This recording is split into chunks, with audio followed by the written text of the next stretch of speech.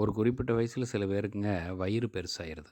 இதுக்கு என்ன காரணம் அப்படின்னா, நம்மளுடைய அந்த உணவு குழாய் இருக்கு இல்லைங்களா? அதுவும் இரைப்பை இதுக்கு எல்லாமே நம்முடைய சிறுகுடல், பெருங்குடல் இதுக்கு எல்லாத்துக்குமே அந்த எலாஸ்டிசிட்டி அப்படிங்கிற ஒரு தன்மை இருக்கு.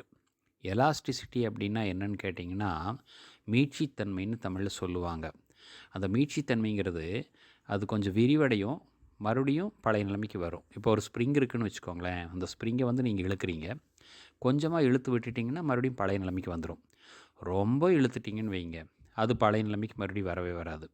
அப்படி நம்முடைய அந்த சிறுகுடல், பெருங்குடல் இதெல்லாமே வந்து நம்ம சாப்பிடும்போது உணவு உள்ளே போகுதுங்களா, அப்போ வந்து அது விரிவடையும். அதுக்கப்புறம் அது ஜீரணமானதுக்கப்புறம் மறுபடியும் பழைய நிலைமைக்கு அது சுருங்கிக்கும். இப்படி அதுக்குன்னு ஒரு மீட்சி எல்லை இருக்குது. அந்த மீட்சித்தன்மைக்குரிய ஒரு எல்லை இருக்குது. எப்படி அந்த ஸ்ப்ரிங்கு வந்து ரொம்ப இழுத்ததுக்கப்புறம் மறுபடியும் பழைய பொசிஷனுக்கு வர முடியலையோ, அதே மாதிரி நம்ம ரொம்ப சாப்பிட்டு சாப்பிட்டு சாப்பிட்டு வயித்தை ஃபில்லப் பண்ணி இந்த தலகாணியில் பஞ்சு துணிக்கிறோம் இல்லைங்களா, அந்த மாதிரி போட்டு துணிச்சு துணிச்சு துணிச்சு சாப்பிட்டோம்னா அது ரொம்ப விரிவடைஞ்சிரும். அதுக்கப்புறம் அந்த மீட்சி எல்லையை தாண்டி அது விரிவடைஞ்சதுக்கப்புறம் மறுபடியும் பழைய பொசிஷனுக்கு அது வரவே வராதுங்க. அப்படி வரும்போது தான் வயிறு பெருசாகுது.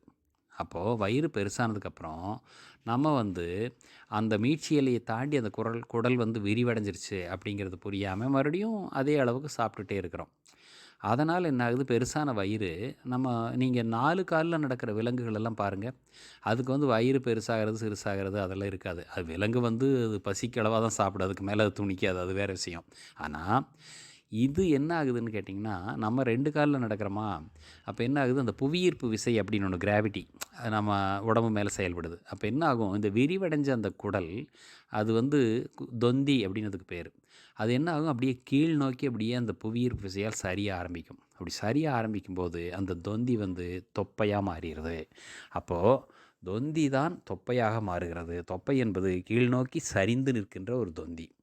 இதில் நம்ம என்ன செய்யணும்னு கேட்டிங்கன்னா, இதெல்லாம் வராமல் இருக்கணும்னா, இப்போ வந்ததுக்கப்புறம் எக்ஸசைஸ் பண்ணு, அதை போட்டு கம்ப்ரஸ் பண்ணு, அதை அமுத்து, அது சரியாயிரும், எல்லாம் பண்ணுறோம். அது கடினமாக செய்து அதை வந்து மறுபடியும் சுருக்கிறதுக்கு முயற்சி பண்ணுறோம், அவ்வளோதான்.